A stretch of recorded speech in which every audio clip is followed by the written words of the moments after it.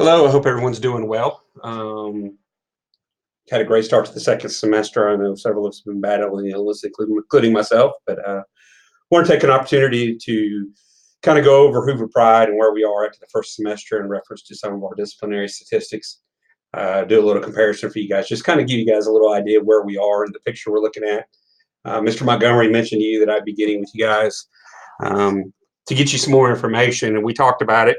And he and I just decided instead of pulling you guys in for a plan period or whatever and have faculty meeting, I would just record this and get this out to you, and then we can follow up later about it. Just kind of a review of where we are in reference to our discipline review and PBIS and code of conduct and things. And last June, we participated in level 1 training, formed a committee at that time as we went through the process. And then in July, we conducted planning meetings, and I shared a lot of that information with you guys at the beginning of the school year and talking about students and some of the things they shared with us and so on and so forth. Then in August, again, I presented to you guys everything with the faculty meeting, and we held some training and kickoff activities. Remember back at the beginning of the school. We also shared the idea of Hoover Pride through e-news. September through December, I met with PTSO, met with JCO, SCO, SGA, all in planning. We started conducting our Hoover Pride celebrations for students and then the Teacher of the Quarter. We also, you guys are not aware, we've been conducting monthly meetings after school to review discipline trends and look at our numbers and things along those lines. And that's part of what I'm going to show you guys today. If you look at our enrollment numbers, I think it's important that we look at 3 years worth of data at least, kind of see where we are enrollment-wise and what our breakdowns are. In reference to the DOJ, while we have several different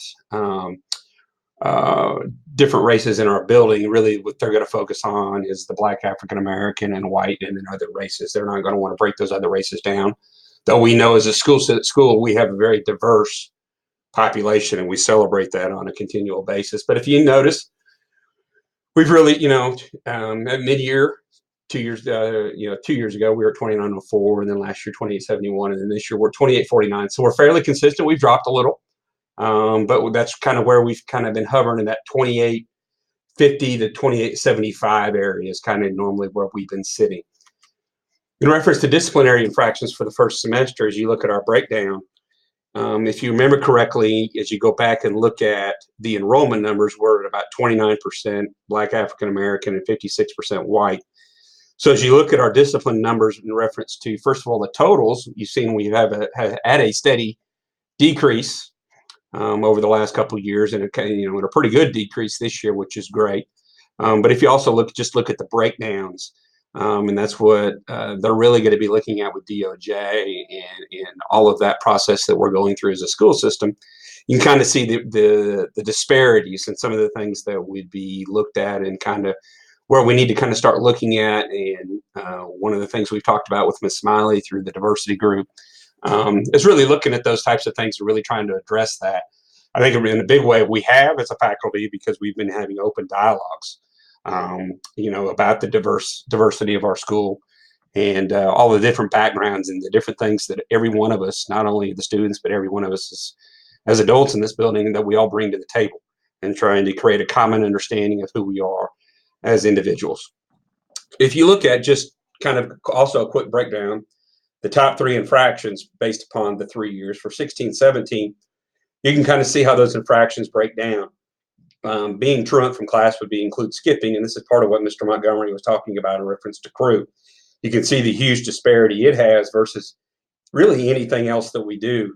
You looking back all the way to 16-17. And then you have unexcused tardies, that's just being late to class, and we've talked about that a great deal.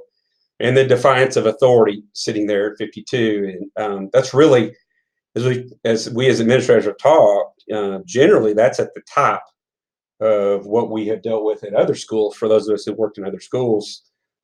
So that's number 3. And as we get into kind of look at some other things, you kind of see, I'm going to kind of talk about how some differences in defiance of authority, really what we're looking at, not necessarily defiance in reference to directed towards a classroom teacher.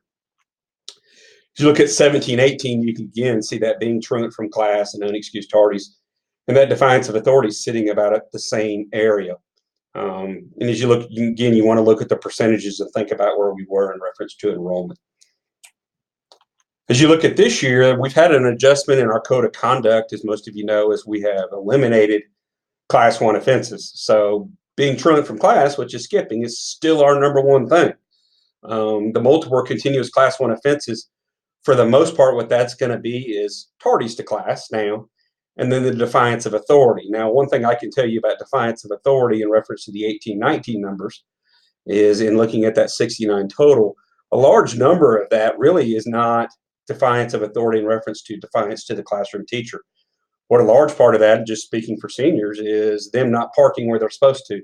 But in the code of conduct, there's nowhere for us to put parking, and in violation of the parking agreement anywhere other than defiance of authority. So you got to kind of know those those concepts and ideas that are going on behind the scenes to understand some of the numbers when you look at them. But again, what we're looking at here isn't necessarily, the numbers total. We're looking at those percentage breakdowns. You can kind of see those as you look at them. I think what's going to be most important to look at, and as we want to work toward as we move forward in PBIS and anything else that we do looking at code of conduct and behaviors, is one, how can we eliminate the skipping? What can we do to get those numbers down? And then the next thing we're going to need to look at is just from a perspective on our percentages here, between Black, African American, white, and other races. What can we do to bring those more in alignment with what we do on it, with what our makeup and our school makeup? Now, I mean, it's never going to be 100% perfect in the breakdown, but they're going to be really wanting us to look at as a school, closing those disparities and closing those gaps, bringing everything more consistent is really what they're going to be looking at in reference to those numbers. Now, as with anything, as we can always say, there's more to the story than just a raw number. And I think that's part of what we have to drill down and really understand as a faculty. What can we do moving forward to truly affect these numbers in a positive way, from the overall number to also the percentages and the disparities. Mr. Montgomery also touched on this, in reference to our PBIS numbers. Really, overall, our percentages are really good. In looking at all this, really the concern is in the second 9 weeks, we dropped down to 97. I will tell you, at this point of the second 9 weeks, which is January 30th, as I'm recording this, we were sitting at like 112 already for the third 9 weeks. So that's fantastic. I've not done any breakdowns or anything like that along those lines, but that's a fantastic effort. I think the biggest thing that we want to look at in reference to PBIS and positive referrals is we want it to become a part of our culture. We want it to become part of who we are. And if this is something that we're going to do, we want to do it the best that we can do it, and we want to be the best. So I really appreciate everybody's efforts so far the third 9 weeks, and I would just really encourage you to continue those efforts.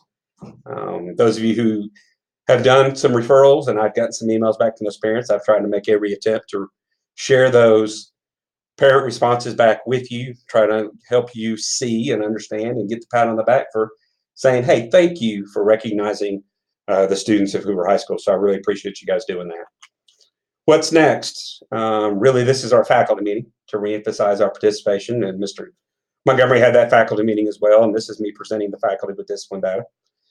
We've added some new community members, trying to give us a broader understanding and perspective, and bring some people to the table who have some ideas and might have some insight that some of the rest of us don't have. Anytime you add somebody new, to me, it's always positive, because they're going to bring a new perspective. So I think we're trying to do that.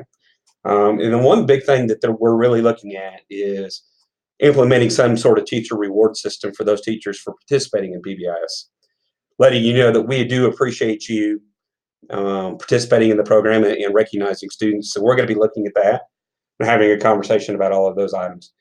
Some other things. One other thing I wanted to talk to you guys about as well is Class 1 offenses. Now, here's the thing about Class 1 offenses. I sent out an email a couple weeks ago that, hey, I'm going to need change how we're doing this, da-da-da-da-da, and all this kind of stuff. And then I was like, no, I don't want to do that. Here's the issue. At some point at the end of the year, I'm going to have to get your documentation on your Class 1 offenses. And I'm going to need that in the spreadsheet, okay? Because I'm then in turn, part of what I'm going to have to do, in addition to sharing all the other information that I share with the PBIS group, which in turn gets shared with DOJ, I'm going to have to turn around and share your information with them. Now, when we originally started this, the reason I did not want to just create a master sheet with all class 1 offenses is because in my mind, teacher A and teacher B did not need to see the kids' stuff that's going on in their rooms. Okay. So teacher A is working with these kids and making documentation. Teacher B doesn't necessarily need to see that, especially when teacher B doesn't have all those same kids. Just really didn't want to get into that. So that's why we have you guys keeping up your own documentation. The other part is if you put it all on a spreadsheet and it all comes to me and I don't share it with everybody, then I'm the only one that can see it and you can't see your documentation. So the best way we felt like was to allow you to keep your own documentation of your students' class 1 offenses and the interventions that you've done in class. Just understand at the end of the school year, I'm going to need this documentation. So as part of the checkout process, you're going to have to get me to sign that you have shared your documentation with me. I wanted to give you guys a heads up here in January, so it's not a surprise come May when you get the checkout sheet.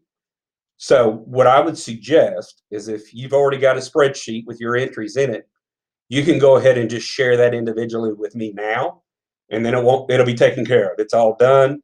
You won't have to worry about it down the road. If not, I will remind you several times, and you'll get a reminder in May, because when it comes time to check out at the end of the year, if you haven't done that, you're going to have to do that before I'll sign off on your checkout. So just if you do it right now while you're thinking about it, hey, where's my class 1 spreadsheet? Let me share that with Mr. Hain, get that taken care of, and I'd appreciate it. Again, guys, we've had a great start to the second semester. Some other things, again, we're going to look at, and we'll make sure that you guys take the time to let us kind of give us some feedback on. If you have any comments, shoot me an email, let me know, because we need to figure out a reward system for teacher participation. I am sure some of you have some great ideas. The biggest thing is it just can't be something that's really a large monetary value to figure out. But if you guys have any ideas, we are open to suggestions in reference to putting something together. Then the other thing, again, tardies and skipping, they're our number one problem. So we need to make sure we have a greater discussion, not only as PLC, but as a department and as a faculty, about our expectations of students in the hallways and when they should be in class. How we can encourage students to get to class, because we want them to want to get to class on time. And that's going to be something that's going to take up a collective effort and for all of us to participate in. Again, appreciate your time. If you guys have any questions or anything like that, let me know. I think it's important that you kind of understand the numbers that we're looking at and kind of the things that understand the questions we're being asked and kind of some of the things that we need to address. So if you guys have any questions, please let me know. Thank you for your time, and I hope all of you have a great day. Thank you.